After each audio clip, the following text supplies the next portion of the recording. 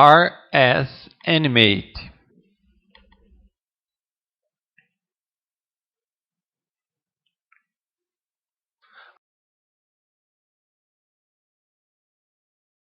A crise do capitalismo. Seria a hora de olhar além do capitalismo para uma nova ordem social que nos permitiria viver dentro de um sistema que poderia ser responsável, justo e humano? Tá bem, passamos por esta crise e existem todos os tipos de formatos explicativos e é interessante observar os diferentes gêneros. Um deles é que é tudo sobre a fragilidade humana. Quer dizer, Alan Greenspan se refugiou no fato de que é a natureza humana. Ele disse, não se pode fazer nada a respeito, mas existe um mundo inteiro de explicações que dizem que o instinto predador é o instinto para dominar, os delírios dos investidores e a ganância e tudo mais. Então existe todo um leque de discussão sobre isso. E claro, quanto mais aprendemos sobre a rotina de Wall Street, passamos a entender que existe um pouco de verdade em tudo aquilo. O segundo gênero é o de que existem falhas institucionais, que os reguladores estavam dormindo no ponto. O sistema bancário obscuro inovou fora de sua jurisdição, etc, etc, etc. E então as instituições tiveram que ser reconfiguradas. E teve que ser um esforço global pelo G20 ou alguma coisa assim. Então olhamos para o nível das instituições e pensamos que ele falhou e que precisa ser reconfigurado. O terceiro gênero é, por assim dizer, todos estavam obcecados por uma falsa teoria. Eles leram muito Hayek e acreditavam na eficiência dos mercados. E está na hora de voltarmos a alguma coisa parecida com Keynes, ou levamos muito a sério a teoria de Hyman Minsky a respeito da inerente instabilidade das atividades financeiras. O próximo gênero diz que tudo isso tem a ver com origens culturais. Nós não ouvimos muito disso nos Estados Unidos, mas se você estiver na Alemanha ou na França, muitos dirão que isso é uma doença anglo-saxã. E isso não tem nada a ver com a gente. E eu estava no Brasil quando isso estava acontecendo, e Lula estava dizendo, bem, ele primeiro dizia, graças a Deus que os Estados Unidos estão sendo disciplinados pelo equivalente ao FMI. Nós passamos por isso 8 vezes nos últimos 25 anos, e agora é a vez dele, fantástico, disse Lula. E todos os outros latino-americanos até que chegou neles, e chegou.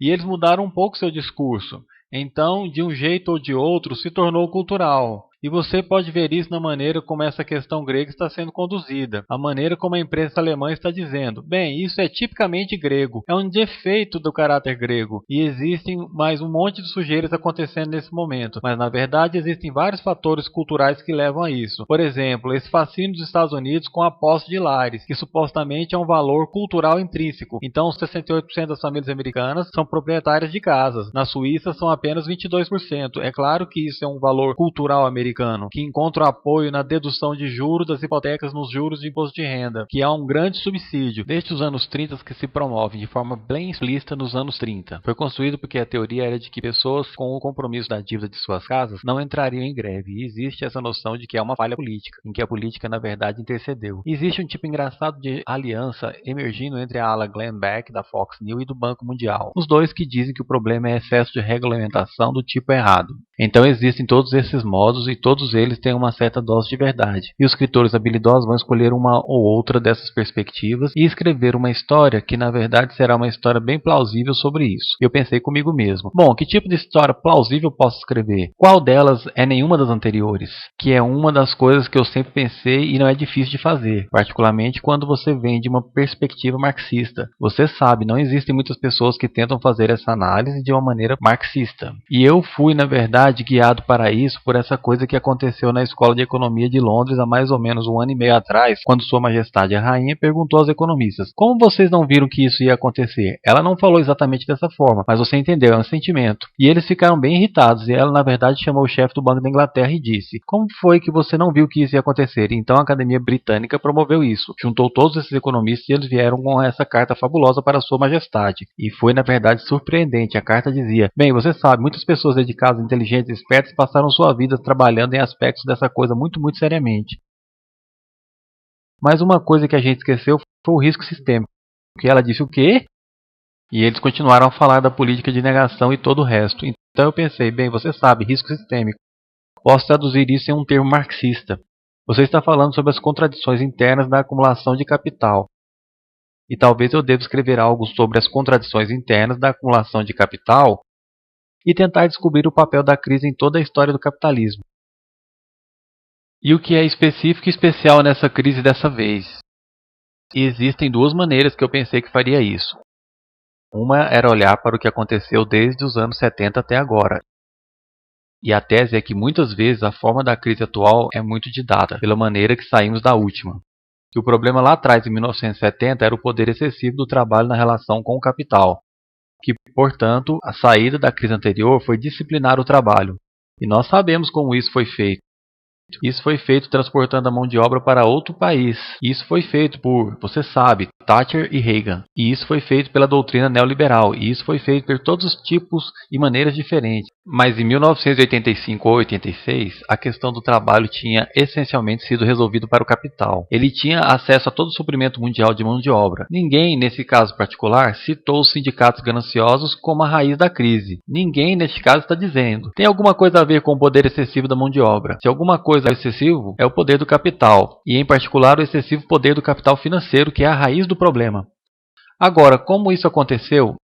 Bem, como estamos desde os anos 70 numa fase que chamamos de repressão, os salários permanecem estagnados. A participação dos salários na renda nacional de todos os países da OECD vem caindo vertiginosamente. Vem caindo vertiginosamente até na China. Então, cada vez menos o trabalho está sendo pago em forma de salários. Bem, salários acabam por ser também dinheiro que compram bens. Logo, se você diminui os salários, então você tem um problema com de onde a sua demanda vai vir. E a resposta era: bem, pegue os seus cartões de crédito. Nós vamos dar cartões de crédito a todo mundo. Então, nós vamos superar, por assim dizer, o problema da demanda efetiva expandindo a economia de crédito. E as famílias americanas e inglesas praticamente triplicaram sua dívida nos últimos 20, 30 anos. E grande parte dessa dívida, é claro, está no mercado imobiliário. E de tudo isso surge uma teoria que é muito importante, que diz que o capitalismo nunca soluciona seus problemas de crise. Ele se move em torno deles geograficamente. E o que estamos vendo agora é um movimento geográfico disso. Todos dizem, bom, tudo bem, tudo está começando a se recuperar nos Estados Unidos. Então a Grécia quebra e todo mundo vai. E o PIGS? Você sabe. E é interessante, você teve uma crise financeira no sistema financeiro. Você meio que parcialmente solucionou isso, mas às custas de uma suprema crise de dívida. Na verdade, se você olhar para o processo de acumulação de capital, você vê um número de limites e um número de barreiras.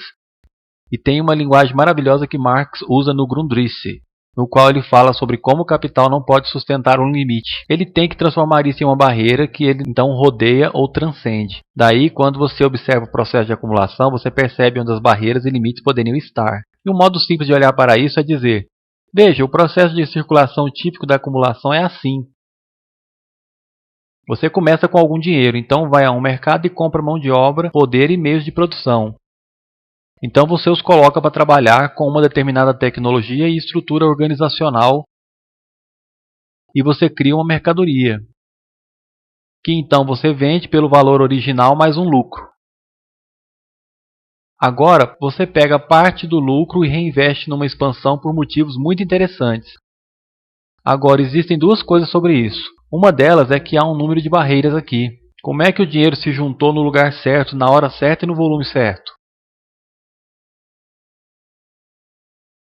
Isso leva à engenhosidade financeira. Assim, toda a história do capitalismo tem sido a respeito de inovação financeira. E inovação financeira tem o efeito também de aumentar o poder dos financiadores. E o poder excessivo dos financiadores, às vezes, eles ficam gananciosos, sem dúvidas. E se você observar os lucros financeiros nos Estados Unidos, eles estão em alta depois de 1990. Eles estão subindo assim. Lucros na indústria estão caindo assim. E você vê o desequilíbrio nesse país. Eu acho que a maneira como esse país ficou do lado da cidade de Londres contra a indústria inglesa desde os anos 50 para frente, teve sérias implicações para a economia desse país. Você, na verdade, ferrou a indústria para manter os financiadores felizes.